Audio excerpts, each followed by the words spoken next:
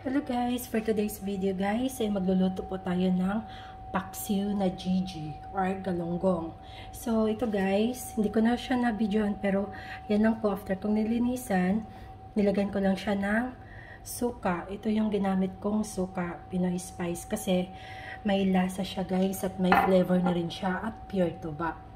So yan guys, so after nyan guys ng suka, lalagyan natin siya ng bawang, tapos luya, ouch, at tapos yung sibuyas at yung sili na pula. Nahulog yung isa guys, hugasan lang natin ulit at ilalagay natin. So ayan guys, at pagkatapos niyan guys, bago natin haluin, lagyan natin siya ng pepper. Yan. I-mix na natin siya guys para hindi na siya madudurog pag kulo niya kasi hindi na natin i-mix. Yan. May pepper na siya. Lagyan natin ng asin. Yan. Okay na yan. At maglagay tayo ng magic sarap. Kunti lang yun guys. Kunti lang. At pagkatapos guys, i-mix natin siya. Yan. Mix lang natin. Ganyan. Madali lang to guys. Ang bilis lang lutuin. At napakasarap. Favorite ko po itong paksiw na ito. Yan. Minsan lang kasi magkagalunggong dyan sa baba. Sa may Almadina.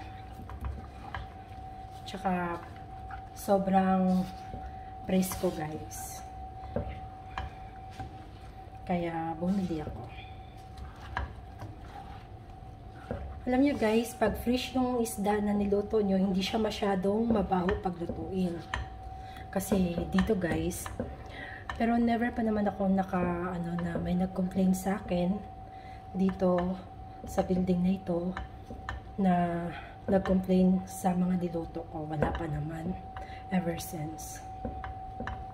Kaya mababait yung mga kapitbahay namin dito guys, which is not allowed yung nagluluto ka ng mababaho dito. Bawal yan guys. Yan. Okay. Ayan. Tapos, takpan lang po natin guys. Ayan. At ating sindihan yung apoy.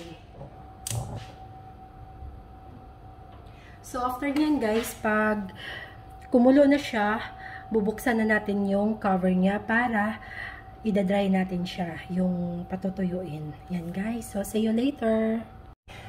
So, ayan na mga ka-friends. Kumukulo na siya. Oh. Yan. So, i-open lang po natin yung lid. Tapos, paanohin natin siya. Patuyuin natin siya. Hindi naman yung tuyong-tuyo talaga.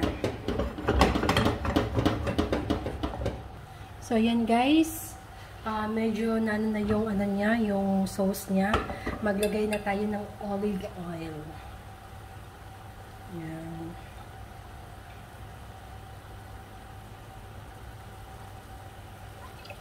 Ayan.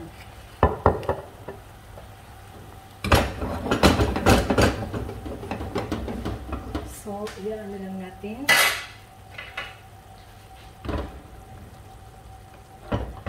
Gaganan na natin para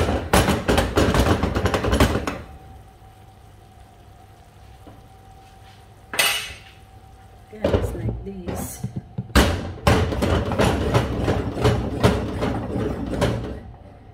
Ayan.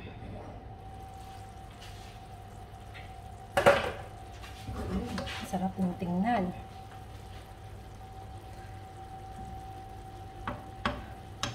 So, ayan na guys. So, pwede na to.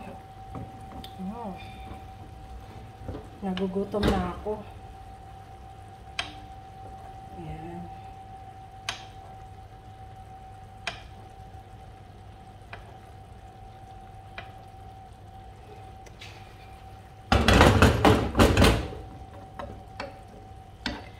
So, ayan guys.